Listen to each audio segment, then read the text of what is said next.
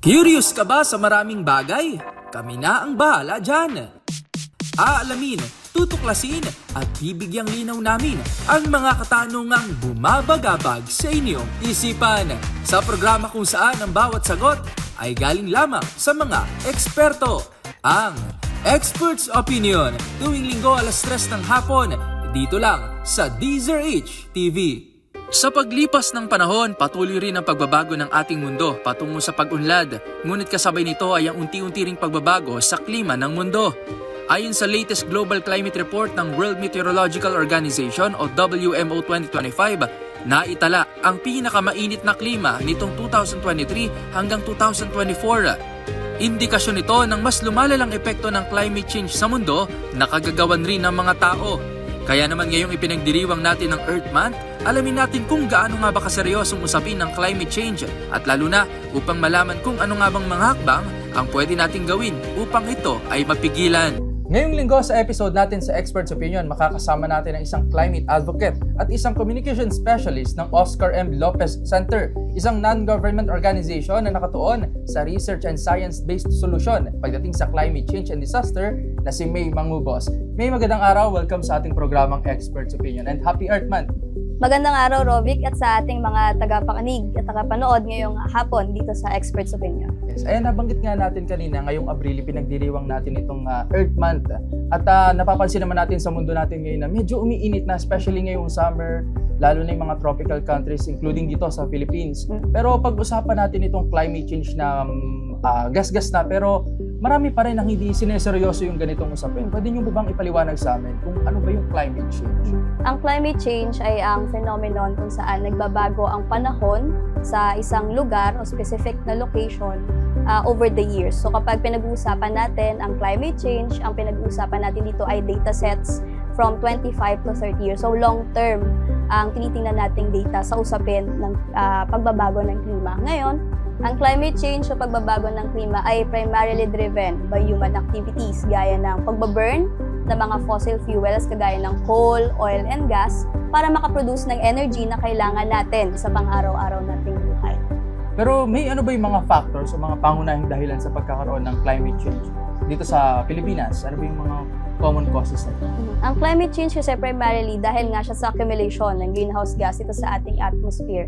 Sa patuloy na pagkapal ng mga greenhouse gas doon sa ating atmosphere, mas maraming heat ang natatrap sa ating planeta. Therefore, nagbabago ang temperatura dito sa ating mundo. Ang causes nito, saan ba nanggagaling itong mga greenhouse gases na ito? From human activities, gaya ng sinabi ko kanina. Dahil kailangan natin ng energy para masustain ang ating life at ma-fuel yung ating everyday na activities, nagbaburn tayo ng fossil fuels. Dahil dito sa Pilipinas, ang pinakamalaking contributor pa rin ng greenhouse gas ay ang ating energy sector. Dahil nakarely pa rin tayo mostly from fossil fuels like coal, gas, and oil. Pero may mga initiatives na rin naman ng ating government at ng private sector kung saan pinapalakas na rin yung ating renewable dependence on renewable energy. Maliban sa energy sector, nagko-contribute din ng greenhouse gas emissions ang ating agriculture sector, ang ating transportasyon, and of course yung ating everyday choices. Pero may ano ba yung mga nangyayari o signs na masasabi natin o mismong evident sa isang lugar, kahit dito sa Philippines, na masasabi mong nakararanas na tayo ng matagalang pagbabago sa klima o climate change? Ang Pilipinas kasi ay isa sa mga countries na most vulnerable sa epekto ng climate change. Actually, makikita natin siya in our everyday lives. For example, ang Pilipinas, ang ating geographical location, tayo ay nasa Western North Pacific, kung saan 60% ng mga bagyong nabubuo dito ay pumapasok sa Philippine Area of Responsibility.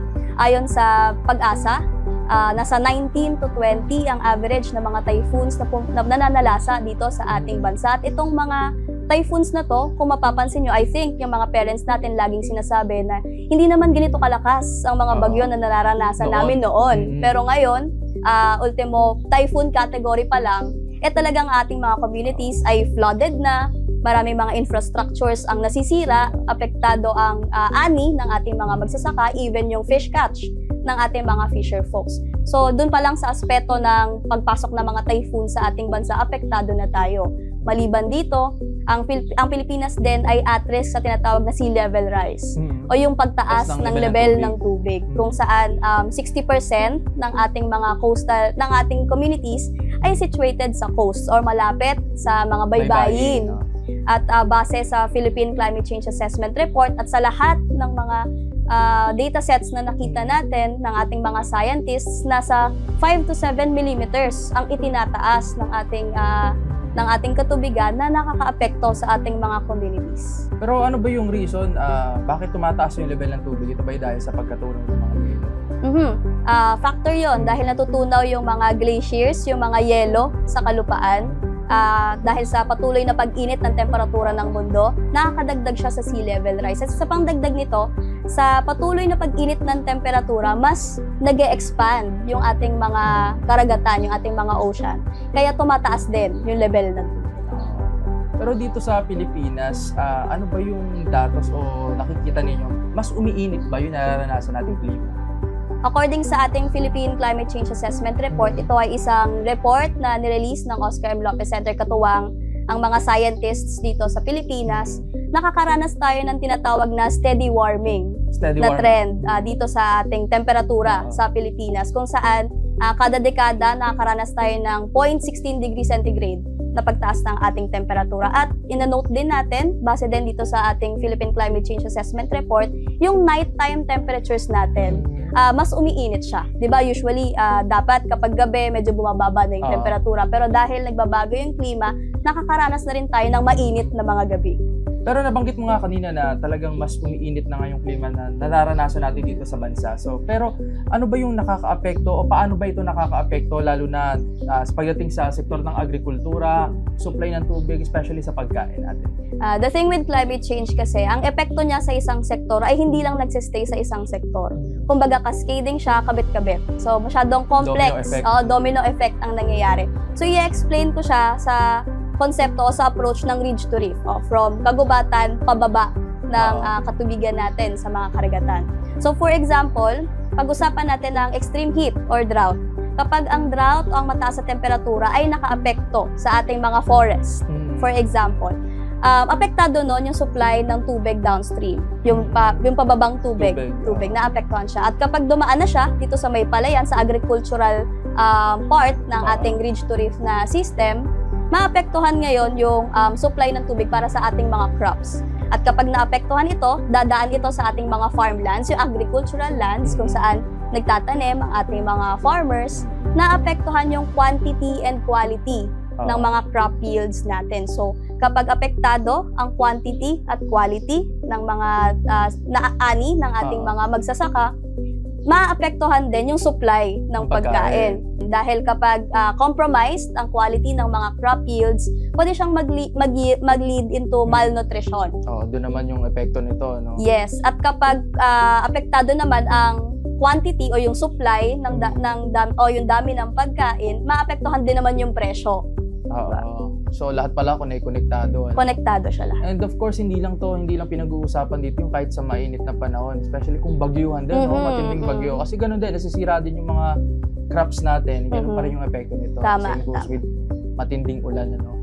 Pero ano po ba yung mga posible pang mangyari dito sa bansa na nakikita nyo 5 years or more from now kapag hindi pa rin o nanatili pa rin yung ganitong mga activities natin na nakakasira sa kalikasan, especially na nakakaapekto o nakaka-contribute sa lalong pag-init ng mundo? For the Philippines, definitely mas makakaranas tayo ng mas matitinding mga bagyo. Gaya ng sinabi ko kanina, kung 19 to 20 ang average na pumapasok sa ating Philippine Area of Responsibilities, hindi man siya madagdagan, pero yung intensity talaga ng mga bagyo, yung ating mararamdaman.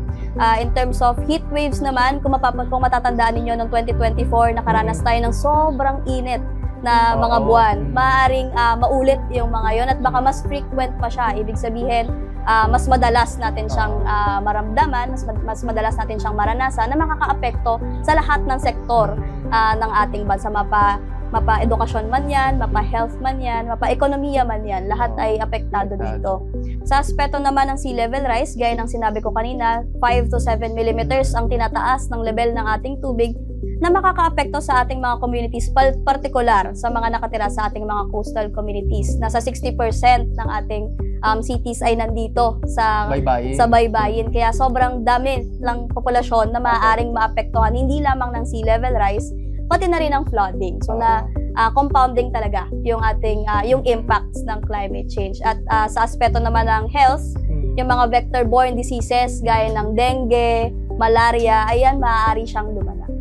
Nabanggit mo nga may lahat ng mga posibleng mangyari up to worst case scenarios kapag talagang hindi natin napagtuunan ng pansin ito at kagagawa natin, tayo rin talaga yung maapektuhan. Pero bilang isang climate advocate, ano ba yung nakikita mong isang practical na paraan? Bilang isang kabataan din, ano ba yung mga gagawa natin para masolusyonan o mapigilan, mabawasan itong epekto ng climate change sa mundo?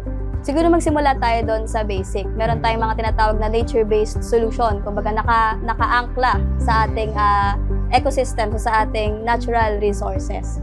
Meron tayong mga forests, meron tayong mga wetlands. Pwede natin silang mas ipreserba o mas palakasin sa pamamagitan ng mga tree planting activities, sustainable forest management, nang sa gayon ma-reach nila yung kanilang full capacity o yung tinatawag na climate change mitigation. Kasi malaki ang ginagampanan ng ating mga forests sa paglaban sa climate change dahil sila yung tinatawag na mga carbon sinks. Ano ba yung carbon sinks? By carbon sinks, I mean, sila yung mga may kapasidad sila na mag-absorb or sumipsip ng carbon dioxide, which is a form of greenhouse gas, na malaking tulong upang masolusyonan itong tinatawag nating climate change. Kino-convert nila into oxygen, tama? Yes, by process of photosynthesis.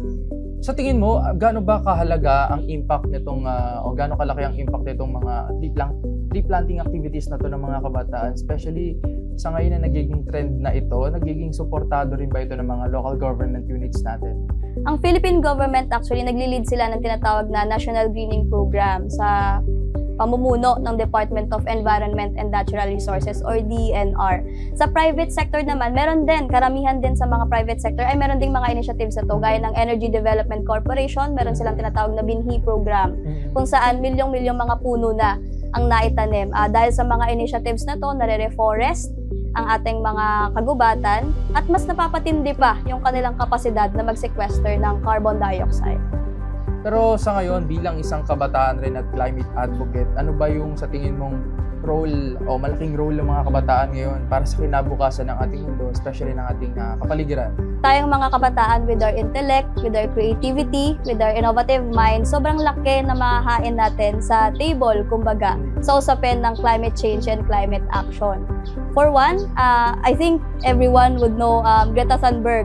Sumikat siya noong taong, I think, 2018, kung saan nag-stage siya ng isang solo protest para ipaglaban or mag-demand ng action for climate change dahil ganun na lang ka-severe ang nararanasan ng ating mga communities na impacts dahil dito. Dahil sa initiative na yon ni Greta Thunberg na itatag ang Fridays for Future na talagang maraming kabataan ang sumali. And dito sa Pilipinas, nakikita rin natin yung mga movement ng mga kabataan hindi lang sa pagdedemand ng action sa ating government, kundi sa pagtulong na rin. Maraming salamat, May. Pero bago tayo magtapos, baka meron ka na lang na mensahe sa ating viewers, especially sa mga kabataan, mga katulad natin na ordinary Pilipino na gustong tulungan din ang ating kalikasan, especially ngayong pinagdiriwang natin ng Earth Month. Ngayong Earth Day at sa pang-araw-araw, nais lang po lamang nating i-emphasize na ang climate change o pagbabago ng klima ay totoo. Hindi po siya mere concept at hindi po siya kathang-isip lang. Nararanasan po natin siya sa pang-araw-araw natin na ginagawa. Maaaring hindi po natin napapansin, pero yung mga changes na nararanasan natin gaya ng pag-init ng ating temperatura, paglakas ng mga bagyong nararanasan natin, matataas na baha na nararanasan natin tuwing may mga bagyo, ito po ay manifestasyon na totoo po at nangyayari ang climate change dito sa ating komunidad. Bilang isang community, napakalaki po ng ating role na pwedeng gampanan. Maaaring iniisip po natin na yung mga simpleng pag-off lang po ng ating appliances, pag-promote ng renewable energy, at pagtatanim ng mga puno para sa atin ay maliliit na bagay. Pero kung sama-sama po natin itong gagawin, with partnership with government, private sector, civil society organizations, academic institutions, and even tayo pong mga individual, kung sama-sama po natin siyang gagawin, sobrang laki po ng impact nito sa ating community at sa ating kinabukasan. Sana po sa pagsugpo or pag-address ng tinatawag nating pagbabago ng klima, sama-sama po tayong lahat na umaksyon. Ayan, maraming salamat May sa makabuluhan nating panayam, no, sa pagbibigay kaalaman at kamalayan din sa ating viewers sa matinding epekto ng climate change at syempre kung ano ba yung mga gagawa natin na simpleng ordinaryong Pilipino para mapigilan o mabawasan ang epekto nito, especially dito sa Pilipinas. Maraming salamat May sa pagpapaunlak sa aming programa, Experts Opinion. Salamat din, Rovic, at salamat sa Experts Opinion.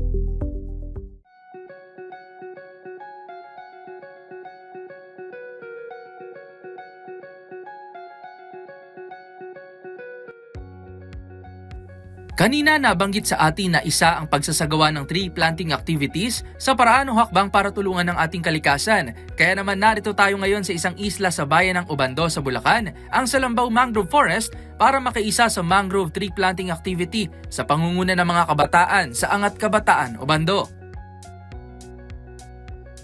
Ito po yung bumabagsak, ito po yung pinakabuto niya.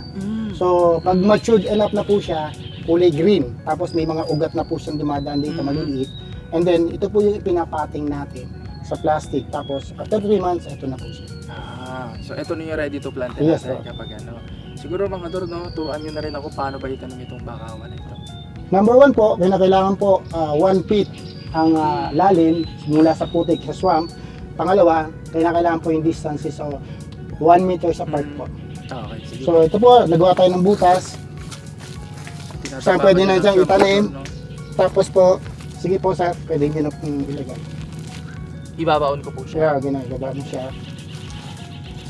Okay, tapos tatapakan na natin sa madadami. Hindi naman siya mapuputol po niya. Okay, okay na siya sa ganyan. So, ito po yung isa. Pangalawa, So ibabaon lang po siya ng 1 feet. 1 feet and 1 meters apart. 1 meters apart po yung pagitan ng bawat O bakawan. distance po siya. Layunin po na yun ay para hindi maging congested, yung sikat ng araw ay makapenetrate pa po para. Kasi po kailangan din po nila. Pero talagang bakawan po ay tumutubo talaga po siya sa mga tubig alat. Yes po, kaya po bakawang lalaki tsaka yung iba pang kauri nito, sila po yung nabubuhay sa salt water. Pero ang itong isang seedling na ito na tinanim natin, ng isang bakawan, gaano po ba ito katagal tumutubo? Kung nakikita nyo po, ito po isang uri ng baka, inaabot po ng 10 hanggang 12 taon bago po maging ganyan. So, ibig sabihin po, ito mula sa pagka-seedling natin 3 months, it will take 10 to 10 years para maging ganyan na po, yung matured enough para po makatulong ng uso at magawa niya yung tungkulin niya sa natural barrier. Marami pa ba siyang uri ng bakawan? Marami po. Kaya lang po dito sa lugar na to at sa mga karatig lugar, bakawang lalaki at bungalan po yung abundant. Ano po ba yung role mang ador ng bakawan o mangrove dito sa bayan ng Soban? Una, para sa aming mga nasa coastal barangay, ito po ay natural barrier namin during storm. Pangalawa, nakakatulong po ito sa ecosystem natin. Pangatlo, ito po yung nagsisilbing tahanan ng alimango. Dito po sila nagbe-breed kapag malakas na po, pag malalaki na po yung mataas na po yung tubig. Ito po yung nagiging breeding ground. Ang bakawan o mangrove ay mga punong kahoy na tumutubo sa maalat na tubig sa mga baybayin tulad ng mga latian o bukana ng ilog. Mayroon itong humigit kumulang na 31 hanggang 39 na uri ng mga tunay na bakawan. Nagsisilbi itong natural na panangga sa malalakas na alon at bagyo at tahanan rin ng marine life. 10 beses rin ang kakayanan ng mga bakawan na mag-absorb ng blue carbon at palitan ito ng oxygen na nagpapabuti sa kalidad ng hangin sa isang lugar. Ano po ba yung best season para sa pagtatanim ng bakawan para mabuhay? Ang kagandahan po siguro ay bare months. Bakit po? Kasi po pag bare months, amihan. So amihan, kanlong po siya dun sa hangin at saka sa alon. At pag at the same time, dahil ang amihan patungo po sa dagat, wala pong masyadong basura. So wala pong masyadong magiging problema sa kanila. Unlike kung halimbawa, February, May, patungo na po sa storm, habagat, yun po yung sumisira sa kanila plus natatabunan sila ng basura. At kasi inaanod Inaanod po ng alon.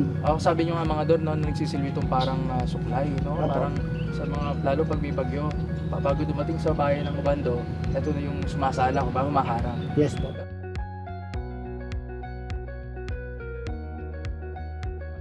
Bakit ba mahalaga ang pagtatanim ng bakawan? Bakit mahalaga ang pagkakaroon ng isang mangrove forest sa isang bayan? Kahit hindi sa Obando. Kasi po, kung ang isang lugar ay mayroong mangrove forest o yung lalo na yung mga coastal barangay, pinapakita nito na number one, masigla yung pangisdaan sa lugar na yun. Buhay. Number two, buhay ang pangisdaan. Isang indication po ito na abundan din yung panguhuli. Hindi nyo po na itatanong, hindi na namin kailangan ng ayuda bilang mga mangisda. Tulungan lamang kami sa pamamagitan nito, suportahan lang to. Hindi namin kailangan ng ayuda. Ayon kay Mang Ador, malaking tulong ang bakawan sa hanapbuhay ng mga mangingisda sa bayan dahil nagsisilbi itong natural breeding ground ng mga lamang dagat tulad ng mga alimango. Ito na lang yung last frontier ng bayan ng Ubando. Last frontier meaning kasi po wala na kayong makikitang ganito sa buong bayan ng Ubando. Ito na lang.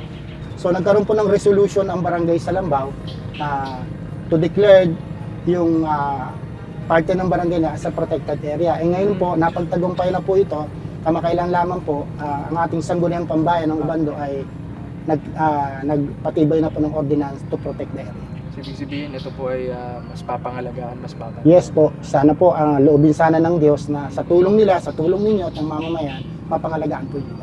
Siguro po yung mga susunod na henerasyon, makikita nila yung bunga ng pagtatanim natin kasi kami po yung matanda na, pauwi na.